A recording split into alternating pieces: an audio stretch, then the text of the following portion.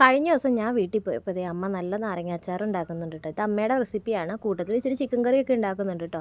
അപ്പോൾ ദേ നല്ല നാരങ്ങ അച്ചാർ ആയതുകൊണ്ട് തന്നെ ഞാൻ അതിൻ്റെ റെസിപ്പി ഇടാമെന്ന് കരുതി കേട്ടോ. അപ്പോൾ ഞങ്ങൾ ചെന്നപ്പോൾ തന്നെ അമ്മ നാരങ്ങയിൽ ഉലുവയും പിന്നെ കടുകൊക്കെ വറുത്ത് പൊടിച്ച് ചേർത്തിട്ടുണ്ടായിരുന്നു.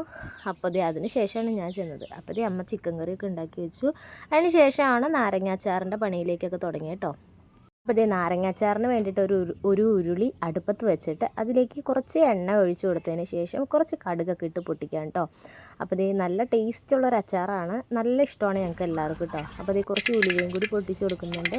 അതിന് ശേഷം നമുക്കിതിലേക്ക് ഇഞ്ചി, വെളുത്തുള്ളി, പിന്നെ കുറച്ച് പച്ചമുളക് ഓരോന്ന് അരിഞ്ഞത് നമുക്കിതിലേക്ക് ചേർത്ത് നന്നായിട്ടൊന്ന് വാട്ടി വരുമ്പോൾ കുറച്ച് പച്ചവേപ്പിലയും കൂടി ചേർത്ത് പിന്നെ ആവശ്യാനുസരണം മുളക് പൊടി ഓരോരുത്തരുടെ ഇഷ്ടാനുസരണം കേട്ടോ മുളക് പൊടിയൊക്കെ ചേർത്ത് നന്നായിട്ട് മിക്സായി വരണ സമയത്ത് നമ്മൾ ഈ നാരങ്ങയും കൂടി ചേർത്ത് കൊടുക്കട്ടെ. നാരങ്ങയിൽ ഉപ്പും ചേർക്കാൻ മറക്കരുത് കേട്ടോ. നാരങ്ങ പുഴുങ്ങിയിട്ടാണ് ഈ രീതിയിൽ പുരട്ടി വെച്ചത്. അപ്പോൾ അതിലേക്ക് കുറച്ച് വിനാഗിരി ചേർത്ത വെള്ളം കൂടി ചേർത്ത് കൊടുത്തു. പിന്നെ അതിലേക്ക് കുറച്ച് പഞ്ചസാരയും ചേർത്ത് കഴിയുമ്പോൾ നമ്മുടെ നാരങ്ങ